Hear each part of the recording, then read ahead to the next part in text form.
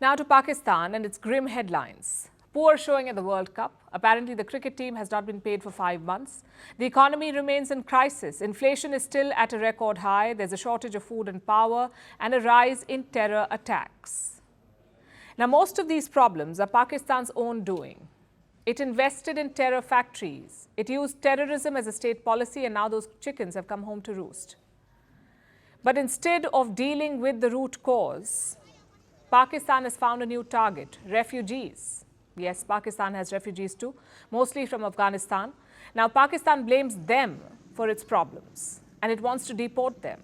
The decision was made on the 3rd of October. It came from Pakistan's caretaker government. They set a 28-day deadline for illegal immigrants. Leave the country or you will be deported. That deadline ends tomorrow. And tens of thousands of Afghan refugees are leaving. Those who are not are scared.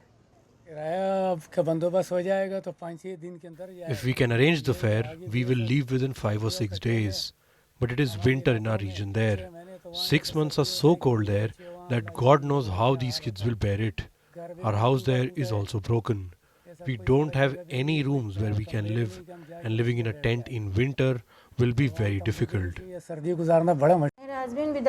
My husband is too scared to go out. A few days back I felt sick. My medicine was not available in the nearby market, but he did not go to get the medicine. He says he cannot go out because the police may catch him. So how many Afghan refugees does Pakistan have? Why are they being sent back now? And what is the Taliban doing about this? Let's begin with the first question. Pakistan and Afghanistan share a long border. It is 2,670 kilometers long. It is called the Durand Line. It was drawn in 1893 by a British diplomat called Mortimer Durand. And like all borders drawn by the Brits, this too is contested. Every time there's a war in Afghanistan, thousands flee to Pakistan. The biggest wave of migration happened during the Soviet occupation. That was between 1979 to 1989. Another wave of refugees came during Taliban's first stint in power. It began in 1996. Then in 2021, there was another wave of migration. That's when the Taliban took over Afghanistan for the second time. Do you know how many people left? Some 700,000. They fled Pakistan in 2021 and since then. So put together, there are 3.7 million refugees, 3.7 million Afghan refugees in Pakistan. Most of them live in one province, the province of Khyber Pakhtunkhwa. 1.3 million are registered as refugees. Another 800,000 have legal status to stay, which leaves us with 1.6 million more people. They do not have a refugee status. So as per the law, they cannot stay in Pakistan. But they say they don't want to return to Afghanistan.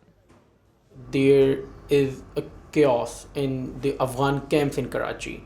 And the people are not leaving their home, they are not leaving their community, the children are not going to their school, students are not going to their colleges, the youngsters are not going to their job, people are not going to their businesses, and because they have a fear of becoming a victim of state harassment. Now, these refugees have been living in Pakistan for years. So why has Islamabad suddenly decided to throw them out? Because they're a convenient group to blame. You see, Pakistan is suffering at the hands of terrorists it nurtured. In the last 1 year, Pakistan has had 24 suicide bombings. 14 of them were linked to the TTP, the Tehreek-e-Taliban Pakistan, TTP, also known as the Pakistani Taliban. And the name itself is telling. Pakistan played a crucial role in raising the Taliban, especially in the early 2000s during the US occupation of Afghanistan. That's when Pakistan gave refuge to the Taliban. And the TTP is a byproduct of that relationship. The TTP was born in Pakistan, its leaders were trained in Pakistan, and now the same group is attacking Pakistan. Like I said, it's Islamabad's own doing.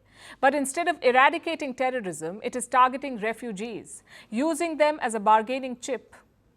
And here's the deal. If Kabul reigns in the TTP, Islamabad will not threaten to displace Afghan refugees. And what does the Taliban have to say? Well, last year they did try to mediate. They brokered talks between Pakistan and the TTP. This led to a ceasefire, but it lasted only for 5 months. In August, the Taliban supreme leader issued a decree. He forbade any cross-border attacks. In September, the Taliban even detained 200 TTP fighters. But Pakistan says it's not enough because the attacks continue. So now they're resorting to a pressure tactic, threatening to deport tens of thousands of Afghans. The Taliban have called the decision inhumane. They say it will dent Afghan-Pakistan relations. But Islamabad has downplayed these tensions.